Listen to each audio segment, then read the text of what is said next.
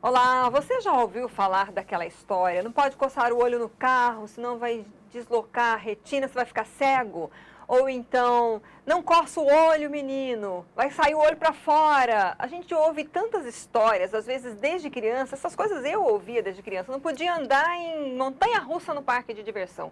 Era uma tristeza, porque eu amava a montanha-russa e o perigo que havia para o olho. Será que isso é verdade? Até que ponto pode trazer realmente problemas para a visão? Nós vamos conversar com o médico oftalmologista retinólogo Renan Ferreira, que já esteve conosco aqui falando sobre cirurgias de retina, que foram iniciadas aí em Várzea Grande. Obrigada novamente pela sua presença aqui, doutor.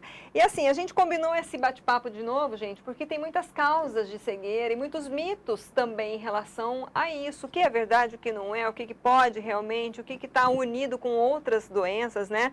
Eu vou já deixar na descrição a outra entrevista, falando aí das cirurgias, que a gente já trata um pouquinho, né? O senhor falou de diabetes, de hipertensão, né? Essas causas que podem trazer problemas sérios também. Mas assim, quais são as maiores causas da cegueira hoje em dia? Primeiro, antes da gente entrar no mito e na verdade. Mais uma vez eu queria te agradecer, tá bom? É muito importante a gente estar aqui divulgando um pouquinho do nosso trabalho e também um pouquinho de educação em saúde ocular. Então, assim, as causas de cegueira, elas são, assim, importantes, lógico, depende da fase de vida que a pessoa se encontra, se é jovem, se é criança, se é idoso, mas, assim, de maneira geral, eu vou te falar. A primeira causa de cegueira no mundo, né, no Brasil e no mundo, é a falta do óculos. Então, como eu te falei em outra entrevista também, a cegueira para nós, e também por lei, não é só aquela escuridão como muita gente imagina. A pessoa está cega, ela está no escuro. Não. A cegueira é dificuldade de autocuidado, é dificuldade de se alimentar, é dificuldade de andar, de interagir, de trabalhar, de ter uma vida independente. Então, muitas das vezes, o erro refracional, que é o grau, inabilita a pessoa a ter uma vida independente. Às vezes ele não está doente, ele tem um problema refracional, nasceu, às vezes, com alto grau, alto míope, alto hipermétrope, e às vezes ele não consegue ter uma vida com qualidade. Então, a principal causa de cegueira no mundo é o erro refracional, é a falta do óculos. Parece uma brincadeira, mas é muito verdade isso. Isso é principalmente em países como o Brasil, países subdesenvolvidos, que não têm uma qualidade de saúde acessível a todo mundo. Então, e quando a saúde é acessível, às vezes não é de qualidade, é precária. Então, isso é muito importante ser dito. Então, principalmente em crianças e adolescentes, a falta do óculos. Aí vem a catarata. Aí a catarata já é um problema visual, uma dificuldade visual que já vem pelo aumento da expectativa de vida. Então, a gente está vivendo mais, com mais qualidade, a gente tem uma expectativa maior de vida e alguns problemas da idade começam a afetar a gente, como a catarata, que é a opacificação do nosso cristalino. O cristalino é uma lente natural interna que a gente tem, todos nós nascemos com ela. Essa lente dá o foco lá no fundo do olho, na retina, para a gente ver nítido. Então, com o tempo, esse cristal ele perde o brilho, ele fica opaco, ele fica branco. Então, isso é a catarata. Precisa ser operado, o tratamento é cirúrgico e as pessoas voltam a enxergar normalmente. Então, a primeira causa de cegueira, erros refracionais, falta de óculos e catarata. E aí a gente vai para as outras causas de cegueira e a gente costuma dividir assim. As causas de cegueiras que são tratáveis e as causas de cegueiras que são não tratáveis, que são irreversíveis. A principal causa de cegueira na população tratável é a retinopatia diabética, que é a doença do fundo do olho, a doença dos vasinhos da retina, causada pela doença crônica que é o diabetes, e que leva no seu ciclo natural a cegueira no final dela. Então, se você trata a doença, se você toma os remédios que o médico fala, se você muda seu estilo de vida, se você emagrece, se você come melhor, você começa a tratar o diabetes e a doença tende a não evoluir nos olhos e te levar à cegueira. Então, a primeira causa de cegueira tratável no mundo é o diabetes, é a retinopatia, que é a doença da retina. E aí tem uma outra terceira que é muito importante a gente falar, que é a principal causa de cegueira irreversível, que é muito importante, que é o glaucoma. O glaucoma hoje ele está dividido com as doenças da idade da retina degenerativas também, que não tem tratamento. Mas a gente gosta de falar muito do glaucoma. O glaucoma é uma doença, quando ela chega a causar cegueira em algum grau, ela é irreversível, ela tem tratamento, mas não tem cura. É uma doença assintomática, ela não manifesta sintomas no início. A pessoa não sente nada. Nada. Muita gente acha que glaucoma dá dor nos olhos, porque o glaucoma está muito associado ao aumento da pressão intraocular. É isso que eu ia perguntar, é o que é chamado pressão alta no olho. Isso. É isso. Só que muitos pacientes têm a doença e têm a pressão ocular normal. É uma doença complexa, é uma doença multifatorial que afeta o nervo óptico, né? O diabetes afeta mais a retina, o glaucoma afeta o nervo, que leva informação para o cérebro, a informação visual para o cérebro. Então, o glaucoma é uma doença que no seu início ela não dá o mínimo sintoma, é uma doença que começa a afetar a periferia do nosso campo visual e no seu final, tá? No seu final vai chegar no centro aí que a pessoa vai perceber que o óculos não funciona mais. Ela está doente, ela está cega e já não sabe. E é uma doença de caráter familiar. É hereditário. Então, tem muito fator hereditário. Porém, existem casos também adquiridos que não tem ninguém na família. Mas a gente sabe que se alguém na família ficou cego por algum motivo e você talvez não saiba o porquê, muito provavelmente é glaucoma. O glaucoma. Tá? Então, assim, é uma doença também da idade. Mas quando a gente tem história familiar, algum caso na família, a doença pode afetar a gente mais precocemente. Então, a gente sempre fala, ó, a sua triagem de glaucoma, para você que tem história, não vai ser lá com 50, 60 anos, não. Vai ser com 30, 35 anos. Porque você tem um fator genético aí, um fator a mais para ter a doença. Então, isso, se a gente começar a propagar informações sobre essas três situações, que são as principais causas, a causa mais comum, mas que é tratável, que é o diabetes, e o glaucoma, que é a principal causa irreversível, a gente consegue mudar um pouco a realidade da saúde ocular. Reduz significativamente. A gente consegue levar um pouco de informação, as pessoas vão começar a se conscientizar mais e a gente vai talvez prevenir muitos casos de cegueira. O glaucoma é uma doença estigmatizante também. Muitas pessoas, elas sabem, já ouviram falar do glaucoma, mas não têm a mínima ideia do que é a doença. Então, porque falta informação, falta isso aqui, né? A gente chegar nas pessoas de alguma maneira para levar informação. Muita gente acha que as pessoas estão com a pressão do olho elevada e está doendo o olho. A pressão intraocular, ela tem um limiar, dependendo do aparelho que a gente mede. Vou dar um exemplo para você. A gente mede no consultório, a pressão pode ir até 20, 21 milímetros de mercúrio num aparelhozinho que tem lá, que a gente chama de tonômetro. Tem pessoas que estão com a pressão de 40, 35, 40, o dobro, estão assintomáticos, entendeu? Eles estão enxergando até bem, relativamente bem. Eles não sabem, é uma doença silenciosa. Então, só vai saber a real situação da sua saúde se você procurar um profissional tecnicamente habilitado para você ter todas as informações e tirar todas as dúvidas. Aí você vai estar seguro sobre a sua saúde visual. Assim como tem muitas doenças que têm fator genético, né? A própria hipertensão, a diabetes, que às vezes o estilo de vida saudável, de exercício, a alimentação né, o mais natural possível, comer comida de verdade, fruta, verdura e legume, como várias áreas médicas sempre recomendam, conseguem fazer com que demore mais, digamos, para essas doenças aparecerem. Isso acontece também no caso do glaucoma? O estilo de vida influencia nesse aparecimento ou não? Isso é uma pergunta muito importante e difícil de responder. O glaucoma ainda se estuda o mecanismo fisiopatológico, que é como a doença age. Então, assim, a gente sabe, na verdade, as consequências. Logicamente que existem alguns glaucomas que são secundários por alguma doença, né? E, basicamente, a gente divide o glaucoma em glaucoma de ângulo aberto e de ângulo fechado. Assim, isso é uma divisão técnica para a gente até decidir qual vai ser o tratamento.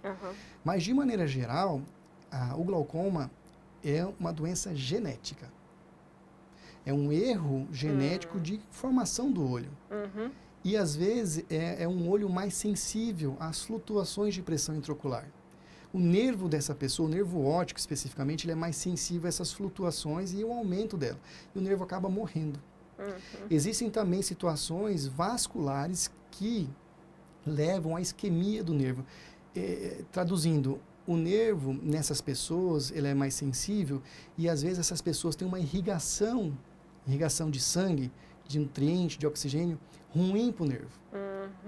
Por uma formação não usual, uma formação anatômica, eu estou dizendo, né? Então, quando ela tiver que aparecer, ela vai aparecer mesmo. Não tem... O negócio é você tratar. Entendeu? E o glaucoma, infelizmente, dependendo da situação que você se encontra, principalmente da idade que a pessoa tem, ela é uma doença também degenerativa. Mesmo você tratando, vai perder um pouquinho. E não tem cirurgia que... A cirurgia para o glaucoma existe, mas não é assim para curar. Na verdade, é para controlar a pressão quando os colírios não funcionam. Porque, geralmente, mais de 90% dos casos, a pressão está descontrolada. E a gente passa colírios, medicamentos, para baixar a pressão intraocular. Tem pacientes que não controlam com colírios, aí eles têm que ser operados. Mas essa cirurgia, é importante que seja claro, não vai voltar a visão que ele perdeu. Sim. Então, o glaucoma é uma doença degenerativa, progressiva, é uma neuropatia, uma doença do nervo. Se ela perdeu já 20%, pode operar, pode pingar, não vai recuperar os 20%. Se ela perdeu 50%, não vai recuperar. Vai só estabilizar. E vai só evitar o ciclo final, que é deixar completamente cego. Porque é a morte do nervo, o nervo não regenera. Bom, partindo agora para o mito e verdade que a gente anunciou no começo, porque a gente ouvia tanta história, né, que eu acho que assim, muita gente ainda tem essa curiosidade, doutor. Por exemplo, uma das coisas que eu já ouvi, né, a questão de coçar o olho, né? Coçar o olho, fica cego, faz mal para a vista, pode dar deformidade na córnea. Isso é mito ou é verdade?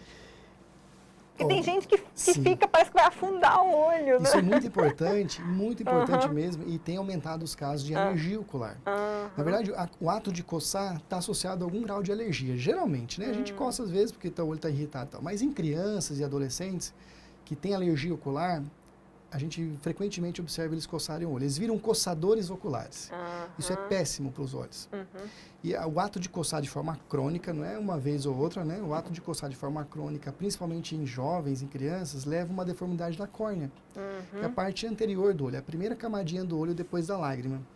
Então, a córnea é feita de colágeno. Tá? É um colágeno, né, que dá sustentação para o corpo. É um colágeno transparente. E o ato de coçar, ele deforma as fibras de colágeno e a córnea vai se deformando ao longo do tempo. Quando a córnea se deforma, ela não é completamente perfeita, a córnea é uma lente também, que ajuda a dar foco na retina. Quando ela se deforma pelo ato de coçar, por um outro ato, um trauma, por exemplo, às vezes as pessoas sofrem trauma, perfurações, deformam a córnea, você muda o grau do olho da pessoa. O ato de coçar leva principalmente ao aumento do astigmatismo, que é um tipo de erro refracional. Tá? E aí existe uma situação mais específica que a gente chama de ceratocone. O ceratocone, na verdade, é uma síndrome, né, que leva a uma má formação da córnea, principalmente pelo ato de coçar, tá, nesses pacientes alérgicos. E existem as teorias de que o ceratocone é uma doença também autoimune, é uma doença inflamatória, né, que leva a esse processo alérgico, ato de coçar e deformidade crônica, e a pessoa às vezes vai ter cegueira. Só que é uma cegueira tratável.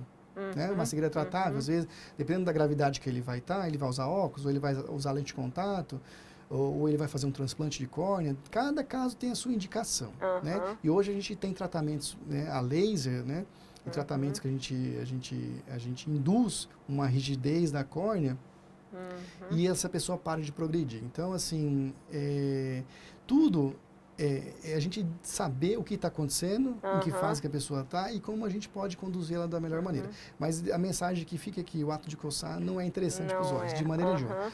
Muita gente acha que o ato de coçar descola a retina. Não, o ato de coçar, ele deforma mais a córnea do que a retina que está lá no fundo do olho. Eu não conheço nenhum caso que coçou o olho e descolou a retina, tá? Para descolar a retina, é um outro mecanismo que não da parte anterior do olho.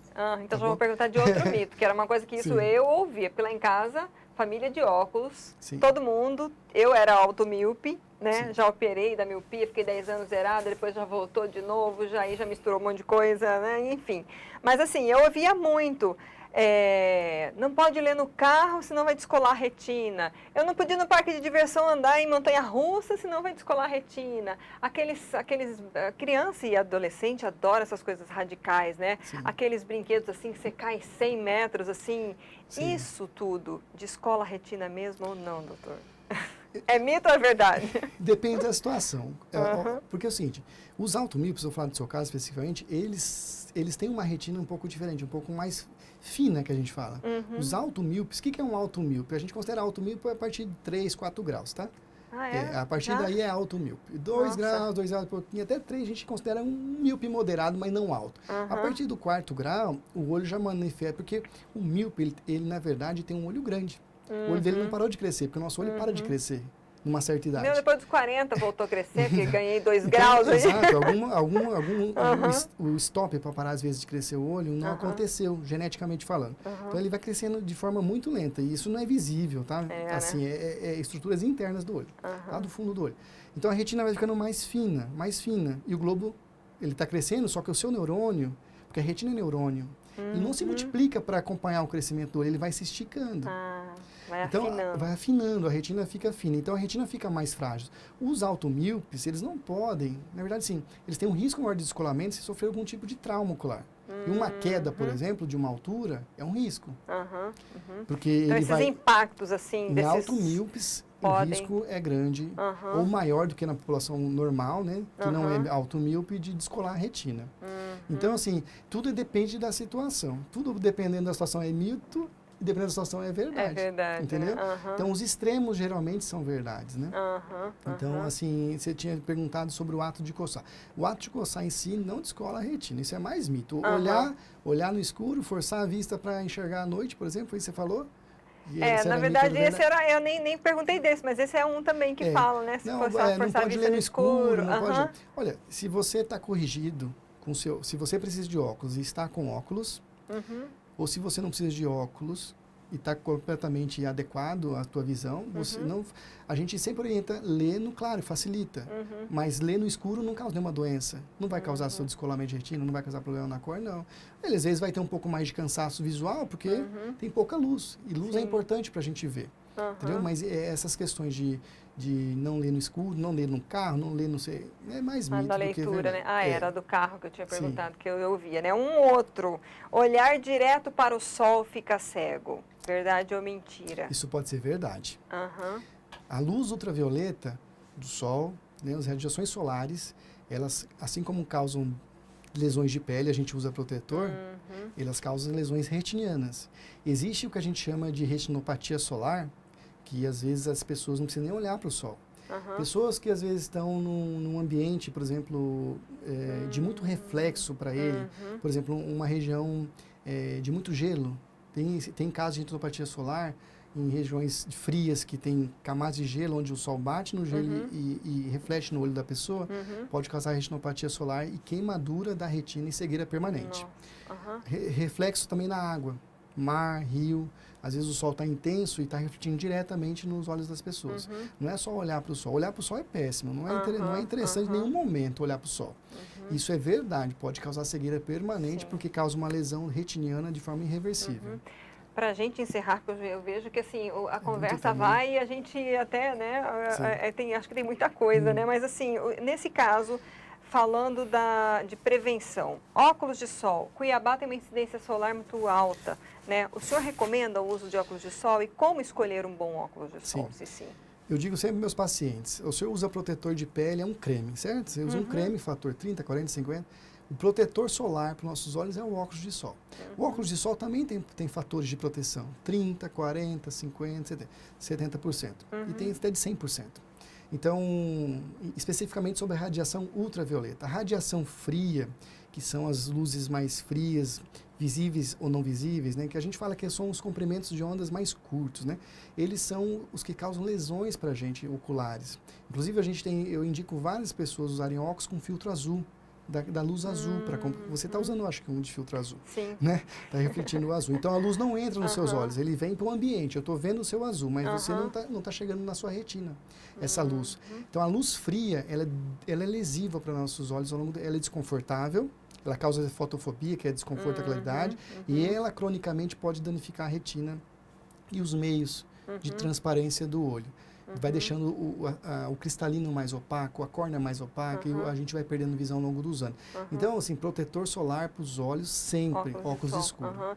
Nesse caso, eu me lembrei agora, computador é considerado luz fria, essa luz de tela? O computador, ele emite vários comprimentos de onda. É uma luz branca, geralmente. No branco tem a parte fria. Então, a gente filtra o que é frio, o que é a luz azul, verde, ultravioleta, e a gente deixa a luz teoricamente boa, que são as luzes mais quentes, que a gente não vê, mas está ali. Bom, doutor, muito obrigada pelas suas informações. Vamos novamente divulgar, né, suas redes sociais.